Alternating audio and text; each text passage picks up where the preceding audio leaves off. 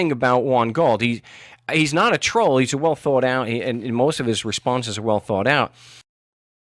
Well, thanks, Mark. I guess that's why you proved that, after all, I am right. Now I'm going to show the folks 3 instances where you proved that I was right. Let's go. Now I have made distinct challenges to 3 of Stephen's fundamental false legal premises.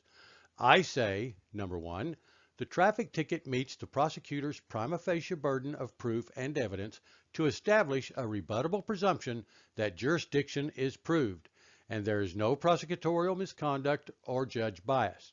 Burden of proof for rebuttal then shifts to Stevens.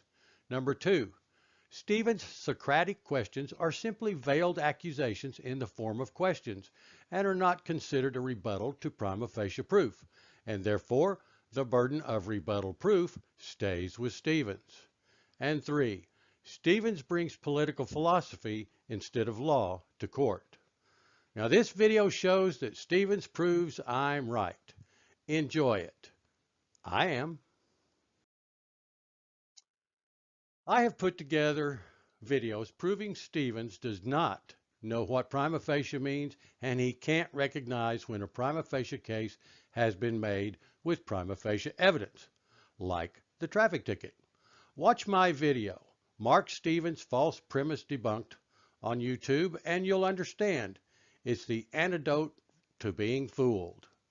I have claimed that the traffic ticket meets the prosecutor's prima facie burden of proof and evidence, and that it establishes a rebuttal presumption that jurisdiction is proved. I have also proved that the prima facie burden standard of proof can be from more likely than not to the slightest possibility. Once a prima facie case is made, the burden shifts to Stevens to offer a rebuttal. He never does offer a rebuttal because he can't.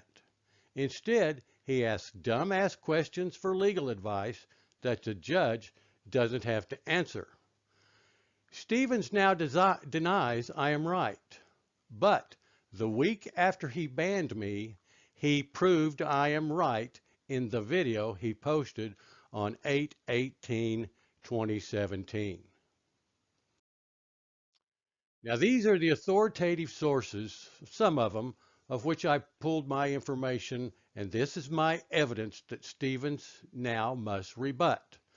There are court cases and treatises on the subject of jurisdiction and prima facie evidence. Let Stevens now produce evidence to contradict mine. Now, what is very hilarious is that on his show of August 18th, 2017, NSP episode 30, Stevens displays on the screen this quote from Weck's Legal Dictionary. Quote, a prima facie case is the establishment of a legally required rebuttable presumption. It is generally understood as a flexible evidentiary standard that measures the effect of evidence as meeting or tending to meet the proponent's burden of proof on a given issue. Now, as you can clearly see, although Stevens is now saying I'm wrong, he proved me right about 8 months ago. Evidently, my recent YouTube videos have caught Stevens off guard. He just automatically disagrees with me and claims that he has debunked my information long ago. Instead, he has actually proved me right. Now, this is the screenshot from that August 18th, 2017 video that Stevens put up from his No State Project episode. And as you can clearly see, a prima facie case is the establishment of a legally required rebuttable presumption. That's exactly what I've said. That's exactly what I've said the traffic ticket produces. Because the traffic ticket produces the evidence because it is generally understood as a flexible evidentiary standard, from more likely than not all the way down to the slightest possibility. You can see that in my video, Mark Stevens' False Premise Debunked. Flexible evidentiary standard that measures the effect of evidence as meeting or tending to meet the proponent's burden of proof on a given issue. And that's what the prosecutor has done. He has presented evidence, prima facie evidence, that establishes a rebuttable presumption that jurisdiction has been established. Now, secondly, I have said that Stevens couches his accusations in the form of a question. Now, he thinks that's real slick. He doesn't think anybody in the court knows what he's talking about.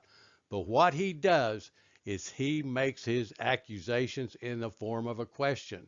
That's the same as making a claim. So let's hear him actually say it in his own words. To accuse him of conflict of interest, right. You just ask him. You make your accusation in the form of a question.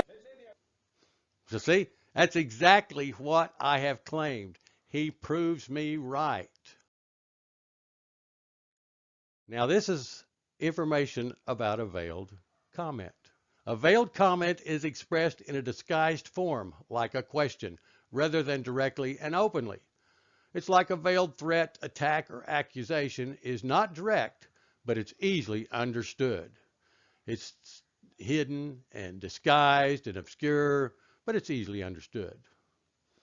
And it's not openly expressed like somebody gives you a veiled threat.